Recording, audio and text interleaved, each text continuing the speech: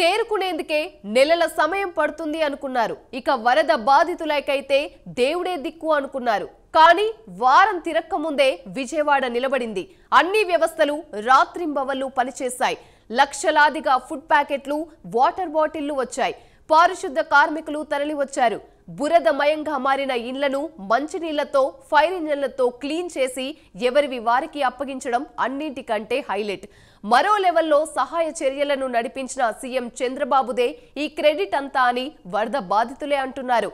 ఈ great rescue ఒక disaster management పాఠంగా మారినా ఆశ్చర్యపోనవసరం లేదు.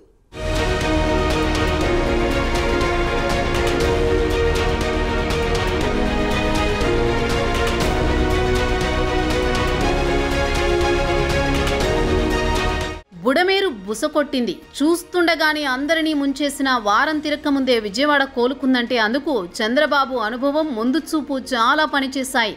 వ్యవస్థలన్నీ ఒక్కతాటిపైకి వచ్చాయి. బుడమేరు పరిసర ప్రాంతాలైన సింగ్నగర్, న్యూ రాజరాజేశ్వరిపేట మొదలుకుని చాలా కాలనీలు నీట మునిగాయి. ఇక అవి ఇప్పట్లో తేరుకోవు అనుకున్నారు. మొత్తం 2.5 లక్షల మందికి పైగా వరద బాధితులుగా మారారు. వీరిని ఓవర్ నైట్ కాపాడడం కష్టమే. మొదట 1-2 రోజులు కష్టమే అయింది. అందరికీ ఫుడ్, వాటర్ సప్లై జరగలేదు. కానీ ఆ తర్వాత పరిస్థితిని మార్చేశారు సీఎం చంద్రబాబు.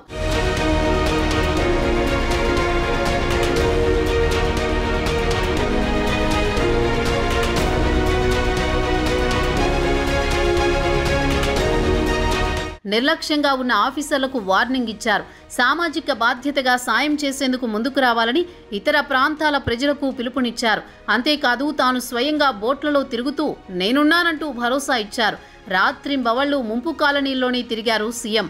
ఒకవైపు సీఎం వరద నీటిలో ఉంటే మిగతా ఆఫీసర్లు, సిబ్బంది అంతా జనానికి అందుబాటులోనే ఉన్నారు. హుద్హుద్ తుఫాన్ టైంలో రికార్డు సమయంలో విశాఖకు పూర్వవైభవం తీసుకొచ్చారు చంద్రబాబు.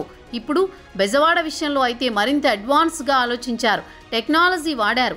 ఆర్మీ హెలికాప్టర్లు వచ్చేందుకు సమయం పట్టడం, అటు గల్లీల్లో ఎన్డీఆర్ఎఫ్ బోట్లు తిరిగేందుకు సమయం చాలకపోవడంతో డ్రోన్లను రంగంలోకి దింపారు. వరద సహాయాల్లో ఇదో టర్నింగ్ పాయింట్గా మారింది.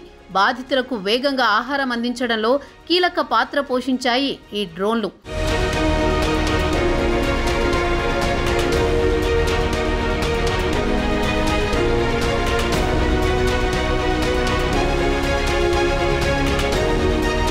ఓవైపు వరద వస్తున్నా బుడమేరుకు పడ్డ 2 గంటలను యుద్ధ ప్రాతిపదికన పూర్తి చేశారు. మరో గండి దగ్గర ఇరిగేషన్ మినిస్టర్ నిమ్మల రామానాయుడును ఉంచారు. ఆయన రాత్రింబవళ్లు అక్కడే ఉండి గండి పూడ్చే పనులు దగ్గరుండి చేయిస్తున్నారు. ఇంకోవైపు హైదరాబాద్ నుంచి హెలికాప్టర్లో ప్రత్యేక ఆర్మీ బృందాన్ని కూడా రప్పించడంలో చంద్రబాబు సక్సెస్ అయ్యారు. ఇంకోవైపు వరదలో 3 బోట్లు ప్రకాశం బ్యారేజ్ గేట్ల దగ్గరికి కొట్టుకురావడంతో కొంత డ్యామేజ్ జరిగింది. దీంతో గేట్లు బిగించడంలో నిపుణుడైన కన్నయ్య నాయుడిని ఆఘమేఘాలపై రప్పించారు. దెబ్బతిన్న బీమ్ పనులను పూర్తి చేయించారు.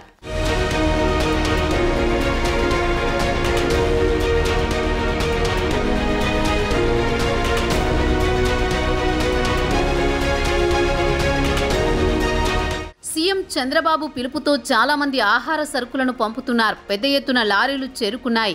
వాటిని బాధితులకు ఎప్పటికప్పుడు పంపిస్తున్నారు. ఇంకోవైపు 10,000 మంది పారిశుద్ధ్య కార్మికులను ఇతర ప్రాంతాల నుంచి బెజవాడకు రప్పించి క్లీనింగ్ పనులు చేయిస్తున్నారు. మరోవైపు డ్రోన్ల ద్వారా బ్లీచింగ్ చేయిస్తున్నారు. ఇది కూడా వినూత్న ఆలోచనే. ఎందుకంటే మాన్యువల్గా చేస్తే చాలా టైం పడుతుంది. ఆలోగా అంటువ్యాధులు ముసురుకుంటాయి. అయితే డ్రోన్లతో పిచికారీ చేయడం ద్వారా చాలా సమయం కలిసి వచ్చింది. ప్రజా ఆరోగ్యానికి చాలా ప్లస్ అయింది.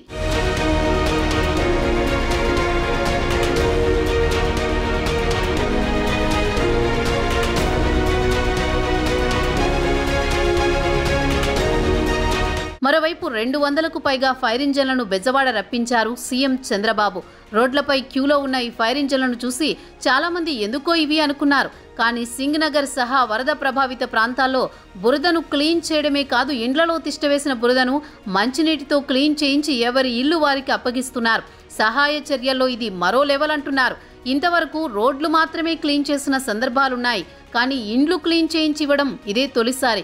అక్కడితో మ్యాటర్ ఆగలేదు. వరద బాధితులు తమ బంధువుల ఇళ్లకు వెళ్లాలనుకున్న వారి కోసం 179 ఆర్టీసీ బస్సులు ఉచితంగా ఏర్పాటు చేయించారు. పడవల్లోనే డాక్టర్లను పంపించారు. ఒకటేమిటి, వరద బాధితులకు అన్నీ తానే చూసుకున్నారు.